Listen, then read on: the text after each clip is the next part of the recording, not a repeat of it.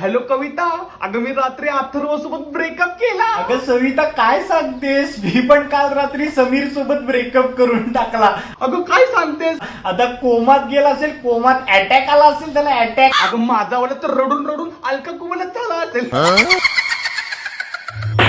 Meanwhile, boys.